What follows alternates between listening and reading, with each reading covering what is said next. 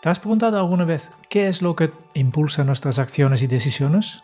Pues ese es el tema principal del programa de este mes, donde aprenderás qué es aquello que nos estimula a hacer lo que hacemos a mano del libro La sorprendente verdad sobre qué nos motiva o Drive de Daniel Pink.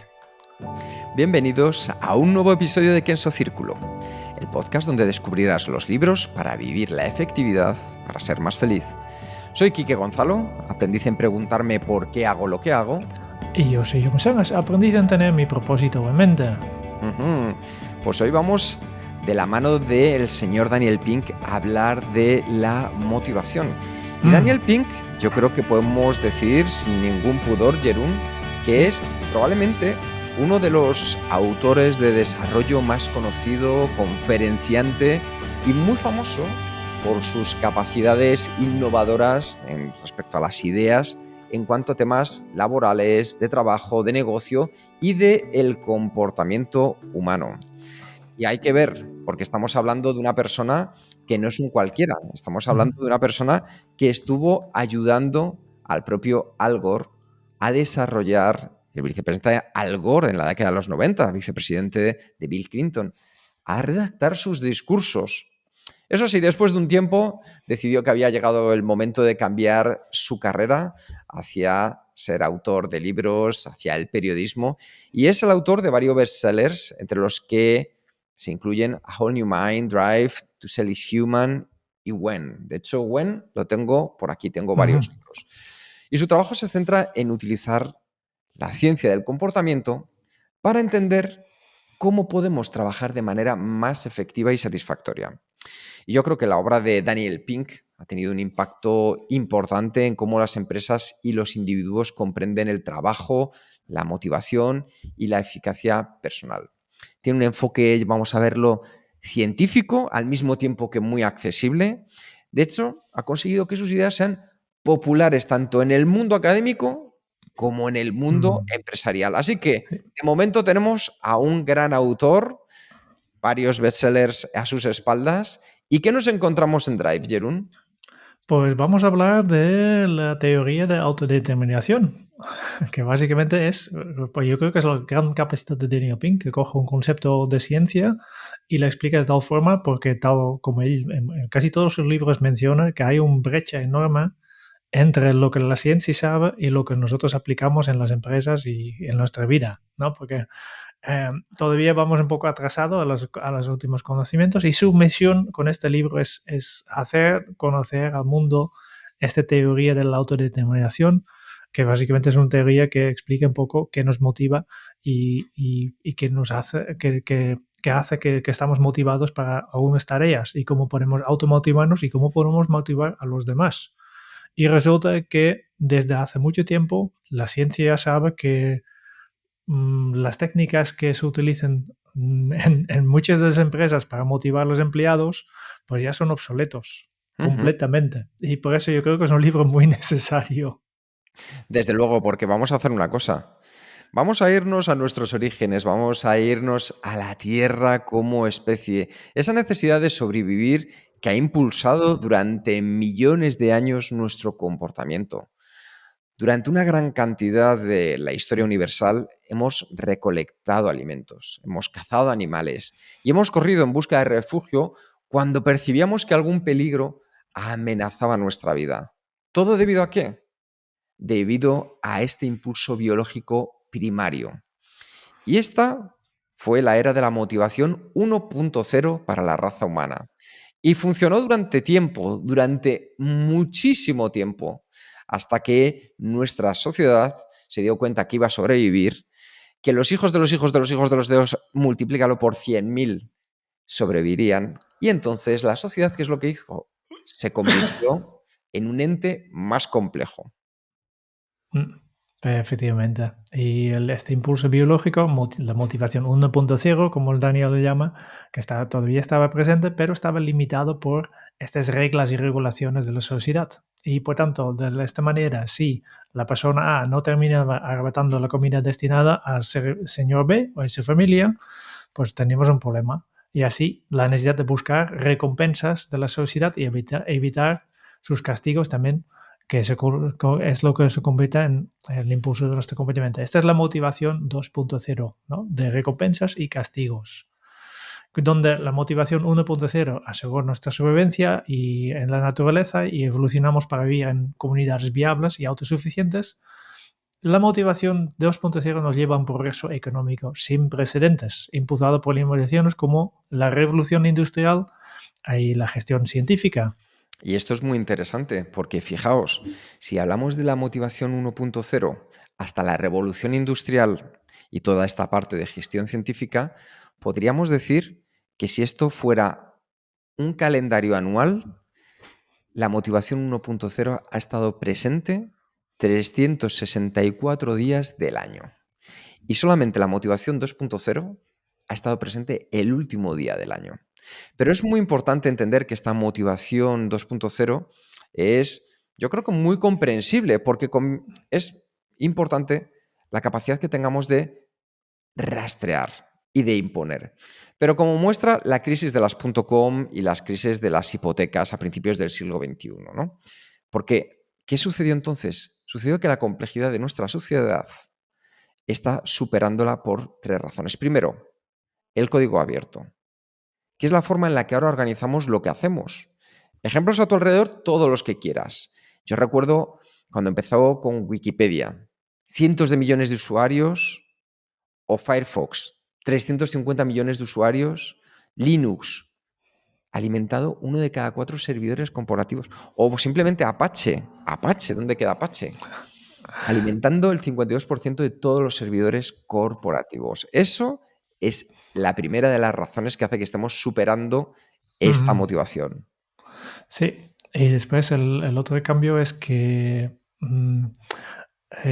es irracional, o somos más irracionales de lo que pensamos. Solemos pensar, como agentes económicos, que los humanos tomamos decisiones racionales simplemente queriendo maximizar la riqueza. Queremos siempre tener más. Y obviamente, ya cambió. En el año 2002, la concesión del Premio Nobel de Economía por Daniel Kahneman, el escritor del libro que hemos reseñado también, Pensar rápido, pensar despacio, que es este psicólogo que ha demostrado que no tomamos siempre decisiones de maximización de riqueza y no tan lógicos cada vez que actuamos como agentes económicos. Somos más irracionales. También hemos reseñado el libro de Dan Ariely, Predictably Irrational, ¿no? Previsiblemente irracionales. Y por eso, aunque la motivación 2.0 parece muy lógico, pues resulta que nosotros los humanos no siempre seguimos la lógica. No, porque en tercer lugar se halla heurísticamente, es decir, cuando hablamos de buscar, como decían, de hallar, de inventar, como decían los antiguos griegos, es cómo hacemos ahora lo que hacemos. Y es que el trabajo se ha vuelto más complejo. Ahora hay más trabajos que son heurísticos o creativos que algorítmicos o rutinarios. Es decir, hemos dejado, por así decirlo, las factorías. Hemos dejado de trabajar en cadena para hacer algo que es mucho más abierto. Y como resultado, ¿qué es lo que sucede? Que nuestro trabajo se ha vuelto algo mucho más interesante y autodirigido. Autodirigido en la medida en la que la presentación que yo haría para un cliente puede ser diferente completamente a la que hiciera Jerún. Y esa es la parte en la que tenemos esa capacidad de autodirección. Y la motivación 2.0 funcionaba muy bien para el trabajo rutinario, pero este tipo de trabajo tan creativo no se ve beneficiado en absoluto. No. Ese trabajo más heurístico, más creativo, ese trabajo más innovador, requiere otro tipo de impulso. Un tercer impulso al que el profesor de psicología Harry Harlow llamó motivación intrínseca. Es la necesidad de realizar trabajo creativo simplemente por la satisfacción intelectual que se obtiene al hacerlo. Y en este contexto, las recompensas y castigos de la motivación 2.0, que fue el último día de los 364 días, se vuelve totalmente irrelevante. Así que vamos a explorar la motivación 3.0. Y la motivación 3.0, si antes hablamos que la motivación 1.0 duró 364 días, que la motivación 2.0 duró 23 horas del último día, pues la motivación 3.0 simplemente lleva con nosotros la última hora de toda nuestra existencia. Y algunas empresas todavía no han llegado. Ni han llegado. No ha llegado, vale. Claro, donde en la motivación 2.0 hablamos de recompensar o castigar una actividad para tener más o menos de ella, respectivamente. Por tanto, si quiero más de una actividad o más de un comportamiento, pues voy a recompensar este comportamiento. Y si quieren menos, voy a castigarlo. Esta es la motivación 2.0. Voy a dar un bonus, voy a marcar reglas, multas, etc. Este es como siempre hemos motivado. Claro, en el mundo de motivación 3.0, estas recompensas y castigas a veces provocan cosas extrañas. Lo contrario de cada intención es lo que se vuelve alcanzable. La motivación disminuye, la creatividad se reduce y los comportamientos negativos como el egoísmo, el fraude, la adicción y el pensamiento miope aumentan. Eso es muy curioso, ¿no?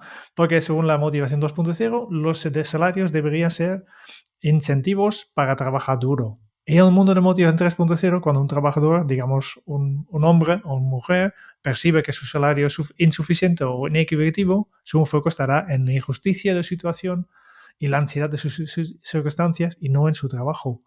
Y no tendrá ninguna motivación para hacer este trabajo ni para hacerlo bien.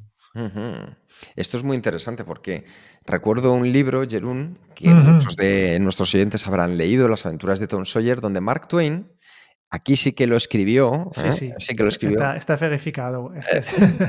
decía que el trabajo es lo que tienes que hacer y jugar es lo que eliges hacer. Y esto es muy interesante, sobre todo si lo utilizas en los términos en inglés, porque play es, por ejemplo, jugar, pero play también es tocar un instrumento.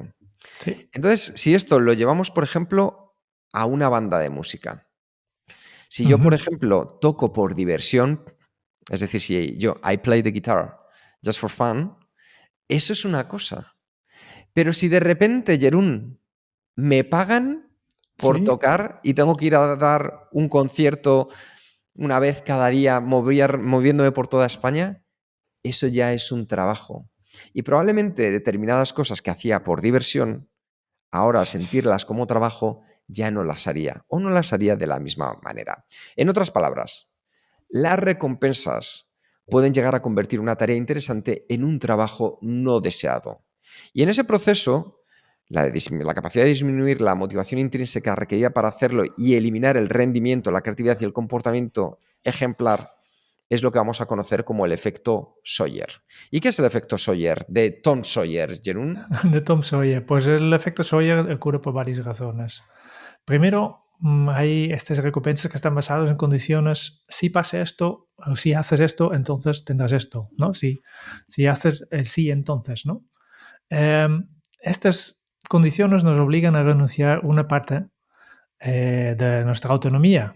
Y además las recompensas, por su propia naturaleza, estrechan nuestro enfoque y concentran nuestras mentes, lo cual es útil cuando la tarea en cuestión es algorítmica o rutinaria, como he visto antes, donde hay un camino claramente definido hacia una solución, pero convierte en un desastre absoluto cuando la tarea es heurística o creativa por naturaleza. No quieres limitar tu enfoque, quieres ampliarlo, ¿no? Y por tanto, las recompensas basadas en condiciones estas de sí, entonces, restringen nuestro potencial al ignorar los elementos esenciales de la motivación intrínseca, la motivación verdadera, que son tres, que vamos a ver en este libro, que son autonomía, maestría y propósito.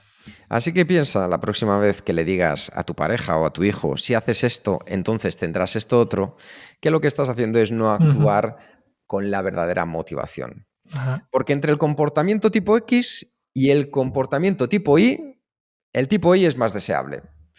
Las recompensas y los castigos de la motivación 2.0 lo que hacen es prosperar con el comportamiento tipo X, que se impulsa por recompensas externas. Si haces esto, ¿qué sucede? Que esas recompensas externas no buscan la satisfacción inherente de una actividad. Es decir, no están buscando el beneficio propio de realizar la actividad per se. En contraste, el comportamiento tipo I de la motivación 3.0 se guía por deseos intrínsecos y encuentra satisfacción en la actividad en sí misma. Entonces, esto es importante para buscar ese punto interno de la actividad, incluso cuando no sea la actividad que nos gustaría hacer.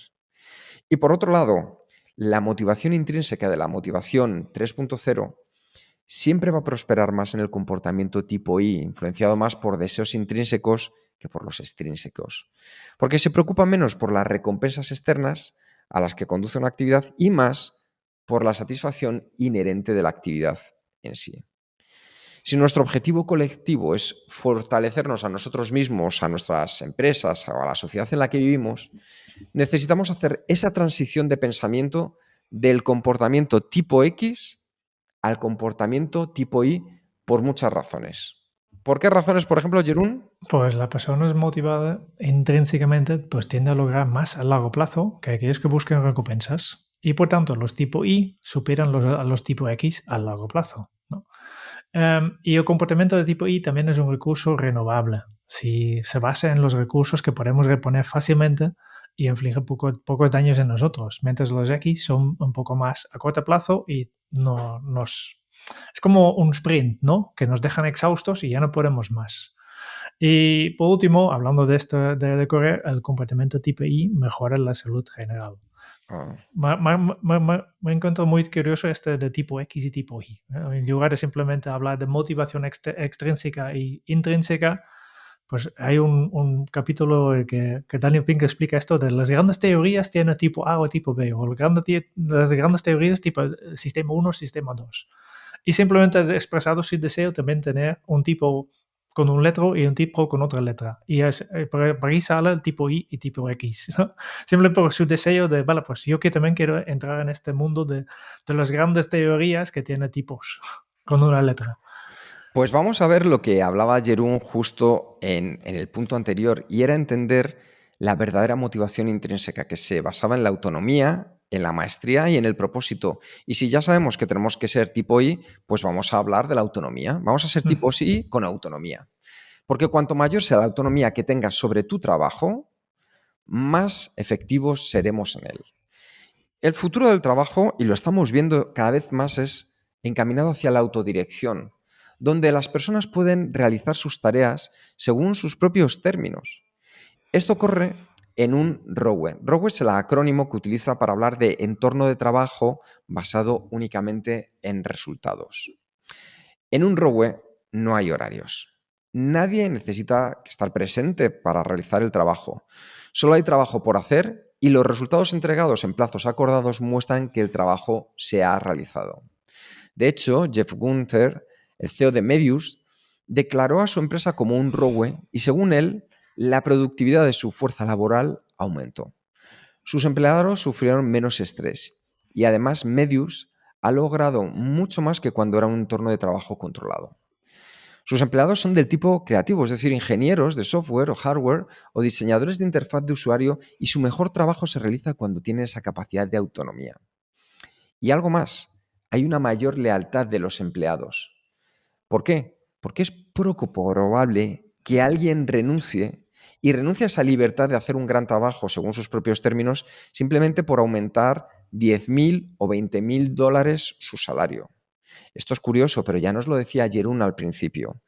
Hay veces que buscamos no maximizar a nivel económico, sino tomar unas decisiones más irracionales, pero es porque esas decisiones irracionales, y lo vamos a ver después, nos aportan otras cosas, como en este caso la autonomía. Yo prefiero a lo mejor no ganar esa cantidad de dinero a cambio de tener autonomía, porque somos por naturaleza curiosos, autodirigidos, y esos son rasgos comunes del tipo I, del tipo que busca la motivación intrínseca. Es la naturaleza con la que tú naciste. Y cómo se puede confirmar si tú ves a los niños jugar. ¿Qué sucede? Que a medida que hemos ido creciendo y nos vamos metiendo cada vez más en la rueda de la sociedad, nuestra parte de nuestro ethos se ha inclinado más hacia la gestión y ha impregnado nuestras personalidades, y lo que ha hecho es que nos volvamos un poco más parte de la rueda, un poco más esa parte más interna de pertenecer a la sociedad. El ethos, que es la forma en el fondo de vivir esos valores, ese espíritu, se ve poco a poco apagado cuando entramos cada vez más en la rueda de la sociedad. Pero si tú quieres no solo sobrevivir, sino ir más allá, que es prosperar en el mundo en el que habitamos a día de hoy, necesitas dejar que tu versión tipo I vuelva a salir a la superficie. Es necesario que despiertes ese sentido de autonomía que te hace curioso, que te hace autodirigido, haces que disfrutes de lo que estás haciendo. Yo creo que es un cambio de paradigma para muchísimas personas, directivos y también padres a veces que piensan que tenemos que controlar a los empleados y controlar a nuestros hijos, ¿no? Porque si les dejamos libres, pues no hacen nada. Y obviamente en una fábrica tal vez funciona así, pero cuando se trata de trabajo creativo, y el libro aporta varios ejemplos y estudios, etcétera, y pruebas que realmente no es así. Tal vez el primer día, efectivamente, si has controlado a tus empleados todo durante décadas, pues el primer día que tú no estás, pues obviamente no van a hacer nada. Y obviamente tendrás razón en este momento. Pero si das esta libertad de verdad, si dejas realmente la autonomía a estas personas y realmente haces que ellos puedan decidir cómo conseguir los resultados, entonces poco a poco verás que su efectividad va incrementando, ¿no? Para mí un gran cambio de paradigma, pero yo creo que todavía que tiene que llegar a muchos rincones de nuestro mundo. Yo, por supuesto que sí, Jerún. Vamos al segundo factor, la maestría o el dominio en el trabajo que realizamos surge de un estado de flujo.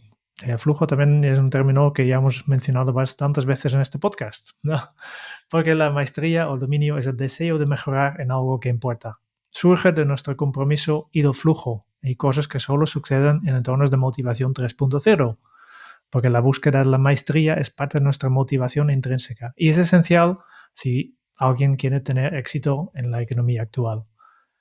Los lugares de trabajo actuales carecen de un compromiso y pasan por alto la maestría.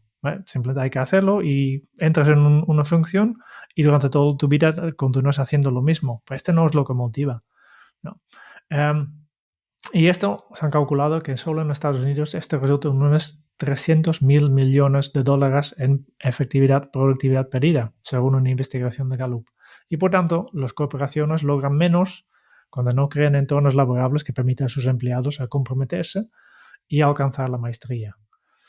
Y entonces, aquí vemos a nuestro gran amigo, Mihaly Csikszentmihalyi, el psicólogo famoso con un nombre que, que solo se puede copiar y pegar, nunca escribía así. Ella dice que son estas experiencias autotélicas que llevan a alguien por camino de maestría. En una experiencia autotélica, la actividad en sí es su propia recompensa y el tiempo casi pasa sin autoconciencia, que es en este tipo de actividades donde tú logras este estado de flujo. Y en un estado de flujo, tus objetivos son muy claros, hay una retroalimentación inmediata, que directamente tienes los resultados y ves cómo vas avanzando, y hay esta relación entre lo que uno tiene que hacer y lo que uno podría hacer se vuelve perfecta. Por donde estás justo tus capacidades necesitas todas, ¿no? La tarea se adapta a las capacidades. El desafío no es demasiado fácil ni demasiado difícil. Esto es lo que estamos buscando siempre. Y en este momento en que estás fluyendo, cuerpo y mente se estiran de manera que el esfuerzo en sí mismo es la recompensa más deliciosa.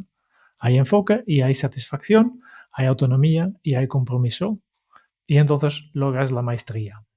Y si hemos Fantástico. hablado de autonomía, hemos hablado de maestría, vamos a hablar de otro concepto que para nosotros en Kenso es vital, que es el propósito. Y es que es el tercero de los componentes, porque nuestras vidas, ya sea como empresas o como individuos, carecen de un significado sin un propósito. Llega un momento en el que tenemos que enfrentarnos a nuestra mortalidad y hacer preguntas profundas sobre el significado, la importancia y lo que de verdad queremos de la vida, nuestro propósito. Y muchas veces cuando se enfrentan las personas a este momento vital, les parece que es algo duro, es algo difícil. Yo siempre digo que es volver a jugar, como hablábamos antes, con tu yo de la infancia. Y a esa persona le resultaría mucho más fácil responder que a tu yo a día de hoy. Y es que el propósito es el tercer elemento del comportamiento tipo I. Ya hemos visto que autonomía, maestría eran los primeros y el tercero, propósito. Una persona autónoma que se esfuerza por la maestría será muy productiva, pero logrará ser efectiva si lo hace al servicio de una causa. Fijaros, ahí ya introducimos las diferencias que muchas veces hacemos entre productividad y efectividad. Como decía Jerún, somos buscadores de propósito por naturaleza y según Si se mihasis, mihaji, es una broma. Mihaly, si es Mihaly, el propósito proporciona energía y la activación para vivir. El propósito como concepto se acerca cada vez más al centro de la cultura, porque, por ejemplo, los baby boomers están cumpliendo 60 años y están empezando ahora a reflexionar sobre el significado de sus vidas.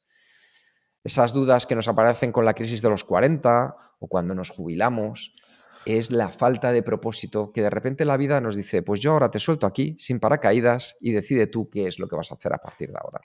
Por eso es tan esencial mantener un propósito.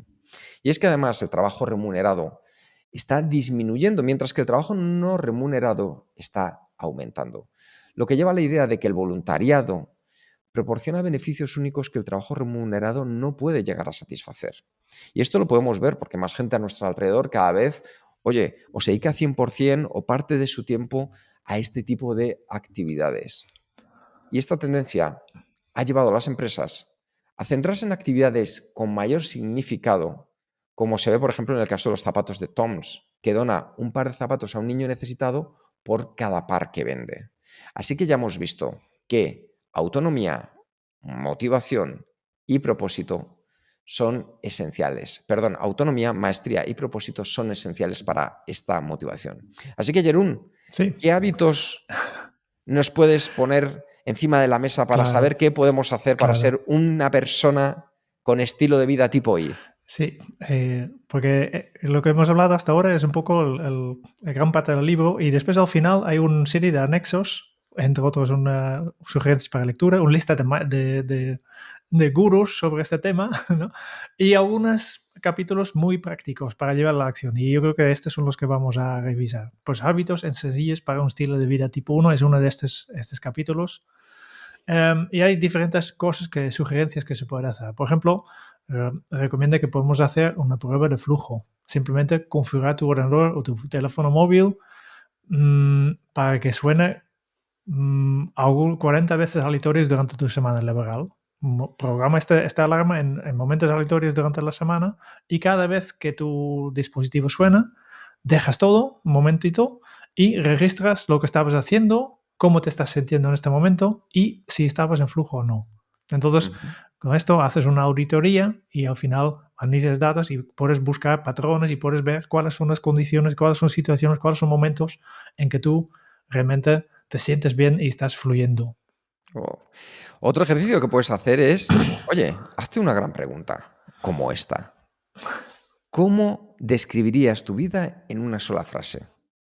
Y sabes qué? Que la respuesta te va a ayudar a enfocarte en tu propósito. Según la cronqueresista Claire Booth Luce, un gran hombre es una oración. Pues yo creo que una gran mujer es un gran propósito. Así que esto es la importancia del propósito. Abraham Lincoln mantuvo la unidad de Estados Unidos y emancipó a los individuos esclavizados. Franklin Roosevelt sacó a la nación de la Gran Depresión y ganó una guerra mundial. Todo ello porque hay un gran propósito detrás. Piensa en tus referentes. Tus referentes tienen muy claro para qué hacen lo que hacen. Sí. También puedes hacer una pequeña pregunta, otra sugerencia. Y esta pregunta es, ¿mejoré hoy en comparación con ayer?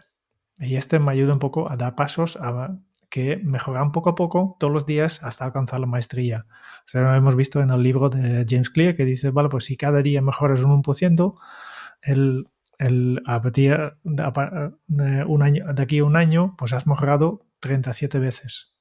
37 veces, porque las pequeñas mejoras multiplican. ¿No? Ujú. Y eso es algo muy importante. Y desde ahí puedes también pensar en realizar un sabático Sagmeister, es decir, una pausa. Pausa tu vida y date, si quieres hacerlo a lo grande, un año sabático de 365 días. Quizá esto te suene especialmente extraño y complejo. Te puedo decir una cosa, y es que en Estados Unidos la gente, antes de dar el salto a la universidad, suelen dedicar un año a hacer toda esta experiencia. Nosotros vamos un poquito a veces como pollo sin cabeza. A lo mejor no puedes dedicar 365 días, pero ¿qué tal si empiezas con una semana?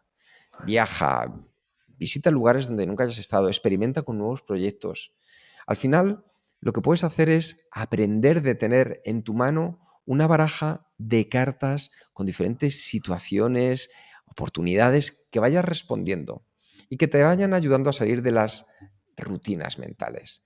Ponte ahí preguntas, afirmaciones y cada día coge una y ahí las vas a tener. O también puedes hacer otra cosa, que es poner en práctica una lista de cosas para no hacer.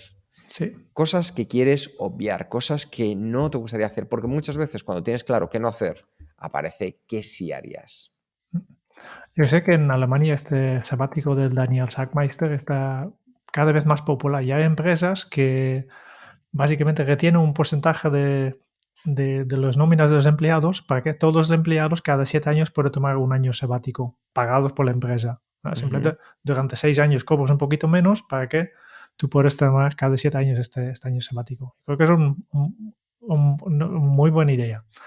Última cosa práctica que puedes hacer. Este viene del profesor de psicología Anders Ericsson, que dice la práctica, que habla mucho de la práctica deliberada, porque implica un esfuerzo de por vida para mejorar el rendimiento en una área específica. Por tanto, cojo una área específica e intento de forma deliberada mejorarlo cada día. No simplemente la práctica, da igual si es para tocar un instrumento o para hacer un deporte, no es repetir cada semana exactamente lo mismo, es intentar hacer cada semana un poquito mejor y analizar cómo lo haces y estudiar y realmente con toda tu atención intentar mejorar. Pues aquí ya tienes diferentes ideas para poner en práctica un estilo de vida tipo I. También es importante que entiendas que el tipo I puedes impulsarlo en el trabajo. ¿Cómo? Con algo muy sencillo. Pausas. Andre James y Konstantin Novoselov, ambos de la Universidad de Manchester, ganaron de manera conjunta el Premio Nobel de Física en 2010 por su descubrimiento del grafeno, una sustancia que contiene un átomo de grosor, pero es 100 veces más fuerte que el acero. La investigación que dio origen al descubrimiento es curioso porque no fue comisionada, es decir, no fue financiada, no fue autorizada, y se realizó fuera, ojo, fuera del horario laboral. ¿Sabéis cuándo? Los viernes por la tarde. Un premio Nobel que se desarrolló los viernes por la tarde. Y el trabajo, al final, el trabajo comisionado es normal para la mayoría de las empresas, es decir, el trabajo pagado, el trabajo remunerado. Solo algunas, como ha dicho antes Jerún, reservan tiempo. Empresas como Google lo que hace es que sus empleados puedan dedicar una parte del porcentaje de su trabajo a desarrollarse. Y eso lo que hace es mejorar la cultura laboral, mejorar también el desarrollo personal, la sensación de autonomía, de motivación, de maestría. El 20%, estamos hablando, en el caso de Google, es trabajo pagado para sus empleados, trabajo remunerado que pueden utilizar. Se ha demostrado que el trabajo que no se remunera es muy beneficioso tanto para las empresas como para sus empleados, porque permite que la innovación llegue a través de esa experimentación y prospere. Gmail, Google News, frutos de este trabajo no remunerado. Twitter, ahora conocida como X, aunque la seguiremos llamando Twitter, tiene semanas periódicas que llaman The Hack, en las que se animan a los empleados a trabajar en cualquier proyecto divertido que tengan en mente fuera de sus horarios laborales normales. Yo creo que ya no lo tienen. Pues a lo mejor ya con esto ya lo han quitado encima. No sabemos qué está haciendo Elon Musk. Pero lo que sí sabemos es que cuando las empresas reservan tiempo para un trabajo no remunerado de sus empleados, crean pequeñas islas de autonomía que ayudan a los empleados a poner en práctica sus ideas y hacer que su tiempo libre sea productivo, sea creativo. Así que aquí tenéis mucha información al respecto. Sí. Después un capítulo que creo que es súper interesante, un consejo sobre la compensación de los trabajadores, que hemos visto que la motivación de castigo y de recompensa ya no funciona bien, ¿no? Porque ninguna organización de tipo 1 quiere que sus empleados estén constantemente enfocados en su compensación, porque hemos visto desmotiva, sofoca la creatividad y impacta negativamente a la organización. Entonces, ¿cómo puedes promocionar una persona? ¿Cómo puedes compensar a tus empleados? Pues el enfoque más acertado es que la organización establezca sus políticas de compensación correctamente y de una vez para todos. Y luego la retire de la vista, que tiene que ser invisible casi, que damos por hecho que existe, ¿no? Porque de esta manera sus empleados pueden dejar de centrarse en la compensación y enfocarse en el trabajo. Y una organización puede hacer esto en 3 maneras. Primero, por asegurarse que sus políticas de compensación sean justas interna y externamente. Porque la equidad interna significa que cada empleado recibe un salario similar a los de sus colegas y por tanto no hay malas miradas en este caso. Mientras la equidad externa implica que cada empleado que realiza un tipo específico de trabajo recibe una compensación que se compara con la de los otros empleados de otras organizaciones que tienen un trabajo similar. Ese sería el primero. Después, puedes optar por pagar a tus empleados más de lo que promedio merecen ganar. Porque hay una investigación realizada por dos economistas, George Akerlof, un premio Nobel, y su esposa, Janet Yellen, que a medianos de la década de los 80, ya volvemos ahí en el mismo tema, que ya hace muchos años se sabe todo esto, demostró que las organizaciones que pagan a sus empleados un poco por encima de la compensación determinada por el mercado, pues pueden atraer un talento mejor y así reducir la rotación y aumentar la productividad. Y además se impulsa la moral de los empleados y hay una reducción de los costes operativos. Por tanto, pagas un poco más, pero al final ahorras gastos. Y por último, puedes crear un sistema de evaluación de rendimiento que tenga un alcance amplio, que tenga la combinación adecuada de métricas relevantes y que sea imposible de manipular. Y esta es, yo creo que la parte más complicada. Es muy difícil hacer un sistema que es imposible de manipular porque las personas son muy creativos. Ujú. Y yo que ahora mismo estoy siendo padre, pues hay un aspecto que me parece especialmente interesante del libro de Drive de Daniel Pink, y es este enfoque colaborativo entre padres y maestros para niños tipo I. Es decir, al final hemos visto que los niños comienzan la vida con esa capacidad de curiosidad, de autodirigirse. Tú les dejas y ellos hacen cosas por su cuenta, van buscando diferentes oportunidades, alternativas, juegos donde tú ni siquiera sabías que lo sabía. Y eso es porque están utilizando y están siendo tipo I. Sin embargo, en el camino hacia la madurez, hacia la sociedad, la mayoría se desconecta y se terminan convirtiendo en niños complacientes tipo X debido a los entornos escolares, al entorno que vivimos y que les promovemos dentro de nuestro propio hogar. Interesante es que, por ejemplo, las escuelas lo que hacen es centrar las lecciones en rutinas, en respuestas correctas y en formas estándar de hacer las cosas, en una hora en la que la economía global requiere de formas no rutinarias, requiere de creatividad para abordar las tareas y las oportunidades que están surgiendo. Entonces ahí ya veis que hay una contraposición muy importante. Los padres, las madres, por nuestra parte, muchas veces utilizamos las recompensas clásicas de si haces esto, entonces te doy esto. Y buscamos pues mantenerles motivados pues para estudiar. Oye, si estudias 4 horas, luego nos tomamos una pizza. Entonces, ¿qué es lo que estamos haciendo? En general, lo que estamos haciendo, en cierto modo, vamos a llamarlo con la palabra correcta, y es sobornarles para que cumplan y hagan algo en lugar de desafiarlos a participar, a encontrar cómo pueden enfrentar ese reto. Y hay varias formas en las que podemos ayudarles a revertir esta situación. Lo primero, las tareas de los niños, los deberes de toda la vida, se pueden diseñar de manera que les enseñen los conceptos tipo E y de autonomía, de maestría y de propósito. Céntralo ahí. Podemos reservar también días de vacaciones escolares o familiares para que los niños y las niñas exploren mientras intentan resolver un problema o llevan a cabo un proyecto. Podemos experimentar con boletines de hazlos tú mismo, de do it yourself. ¿Por qué? Comparados con esos otros boletines de notas de los maestros, aquí lo que hacemos es evaluar el progreso de los niños de una mirada con una mirada distinta. Les estamos dando autonomía, les estamos dando maestría, les estamos dando propósito, les estamos haciendo responsables. Los niños los podemos ayudar, les podemos motivar a ser autónomos si como padres, como madres, les asignamos tareas, si les damos la libertad de decidir cómo enfocar sus recursos, su energía, de cómo invertirlos para conseguir aquello que se han marcado de manera adecuada.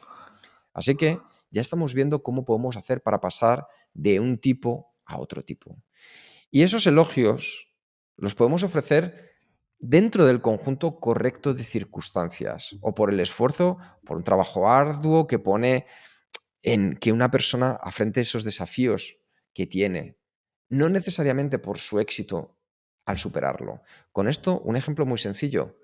Tú puedes coger y motivar a tu hijo y decirle qué buena nota ha sacado en el examen de matemáticas, porque ha sacado un 7, ha sacado un 8, ha sacado un 9, o puedes motivarle diciéndole lo orgulloso, lo orgullosa que te sientes por el esfuerzo que ha puesto para estudiar el examen de matemáticas independientemente de la nota.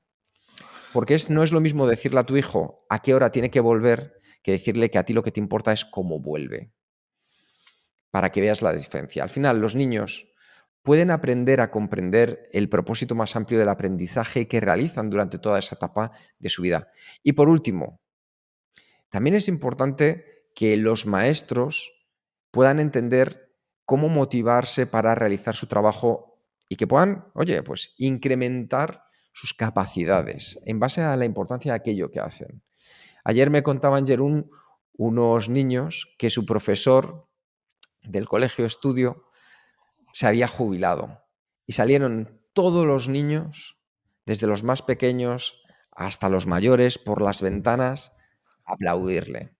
Qué bien. Porque ahí hay un profesor que marcó la diferencia durante muchísimos años. Mm. Y lo hicieron desde el cariño, de una manera voluntaria. Y eso es lo que nos demuestra que podemos conseguir que los niños tengan ese estilo I del que estamos hablando en esta reseña del capítulo de hoy. Así que con todo esto que hemos visto, Jerún, ¿cuáles Hemos son visto los mucho. puntos clave del libro de Daniel Pink? Puntos clave. Pues hemos visto que hemos ido del motivación tipo versión 1.0, que es la motivación para sobrevivir, ¿no? De nuestros ancestores, que siempre tenemos que comer, por eso hacemos cosas. Hemos ido a la motivación 2.0, que es la motivación que funciona por recompensar o castigar incluso comportamientos y actividades que queremos promocionar o disminuir. Y también hemos visto que esta motivación 2.0 en el contexto actual, que es complejo, que es una sociedad compleja, ya no funciona tanto. Que hemos visto que a veces, si empezamos a pagar, que es el efecto de Tom Sawyer, ¿no? Si pagamos a personas por una cosa que hacen de forma voluntaria, al final baja su rendimiento porque ya no están motivados, ¿no? Hay mucho valor en estas actividades que hacemos de forma intrínseca, y para poder cuidar esta motivación 2.0, la motivación intrínseca, necesitamos 3 factores. Primero, la autonomía, es decir, decidir por tú mismo cómo, cuándo y dónde hacer la tarea. Por segundo, necesitamos maestría, necesitamos tener esta sensación que estamos creciendo para entrar en este estado de fluir. Y finalmente, propósito, tenemos que saber para qué estamos haciendo estas tareas. Y con estos tres juntos, pues ya tenemos nuestra motivación tipo I, de intrínseca. Yo creo que por esto. Pues solo nos queda entonces dos cosas, y es el estilo y la valoración. ¿Qué te ha parecido, Empezaré. Kike? Pues mira, es un libro que me gusta mucho cómo está escrito, Jerún, porque tiene un estilo muy directo, con un lenguaje cercano, es decir, un lenguaje mucho más basado en una persona que como tú y como yo pues puede de repente leerlo para disfrutarlo, y me parece que eso es importantísimo a día de hoy. Cuando tiene que introducir conceptos técnicos, los introduce, pero siempre llevando a cabo un poquito pues esa sensación más de cercanía a la hora de escribir. Es un libro que además son 240 páginas, pero por la forma en la que está estructurado, se puede ir muy rápido sobre él, es decir, disfrutando. Hay olas, hay, por así decirlo, páginas o capítulos que los vas a surfear, hay otros que los vas a releer, y lo importante es que, de verdad, empiezas a entender por qué hacemos lo que hacemos. Esa motivación intrínseca y cómo ponerla en práctica. Lo que sí que puedo decir también, Jerún, es que es un libro que el arranque me ha parecido mucho más potente que luego el aterrizaje. Y por eso, en mi caso, le voy a poner un 4. Te entiendo. Estoy completamente de acuerdo contigo. Daniel Pink es un gran comunicador, no solo en este libro, también otras cosas que he visto de ella. No he visto los textos que ha escrito por Al Gore, pero seguramente también son impactantes, ¿no? Yo creo que el tema que he elegido es muy importante, muy importante. Yo creo que es un factor clave que todavía es un mensaje que todavía tiene que llegar a mucha gente en nuestra sociedad, de cómo funciona exactamente esta motivación. Muchas empresas todavía no se han enterado de la motivación tipo I, que todavía están con las recompensas y los castigos. Y por tanto se están autolimitando. No es que estás perjudicando a los empleados, no, estás perjudicando tu propia empresa. Fácil de leer, efectivamente, me ha gustado mucho todos los ejemplos que sacan, no solo de... A veces hay libros que solo hablan de políticos, pues Dan Pink pues utiliza políticos, utiliza empresas, sí que está muy enfocado en Estados Unidos, pero esto ya, ya damos por hecho. El libro podría ser un poco más breve, eso sí, porque al final ya coges un poco el puntillo. Y lo que me extraña mucho son estos últimos 9 capítulos que ha dejado al final, que es un poco recojo, además es la parte para llevarlo a la práctica, es como una lista, un capítulo de 3 o 4 páginas con algunos que algunos de ellos hemos reseñado, hemos hablado al final del episodio, ¿no? Que son cosas muy prácticas que básicamente como anexo de, vale, pues aquí vamos a hablar de los niños, un capítulo, ¿no? Y no está muy integrado con el resto del libro, que eso, al final, pues yo creo que la primera parte ha escrito muy bien, pero después se ha pensado, bueno, pues ¿y cómo voy a dar estos ejemplos para llevarlo a la práctica? Pues mira, un anexo al final con 4 puntos y imprimir y vender, ¿no? Ujú. Esa es la poca parte de lo que me chocaba un poquito. Por eso yo me uno también a tu 4. Muy bien, Jerún, pues tengo aquí preparado ya el libro que vamos a leer ¿Qué este vamos a leer? mes y vamos a leer El algoritmo de la felicidad No. de Mo Haddad. Mm. Chief Business Officer de Google, con una historia personal potente donde nos propone un algoritmo para restablecer nuestro estado de felicidad, para volver a las bases que nos llevan. Entonces dije, mira, Ujú. vamos a buscar si de verdad un algoritmo, hablando de un Ah, podcast en el que la felicidad es parte de nuestro lema, nos puede ayudar también a ser más efectivos. Así que yo vale, juego un poco con trampa porque ya lo he leído, Jerún, vale, vale, está y, lo- bien que así ya sabemos que vale la pena leerlo, porque y- y supongo que no propones un libro que no vale la pena. puede ser, efectivamente. Creo que algo de razón tienes, así Mm, que vamos a por ello no entonces. conozco este libro, pero me parece un tema súper interesante. Eh, pues vamos a comprarlo y leerlo y disfrutarlo. Claro que sí.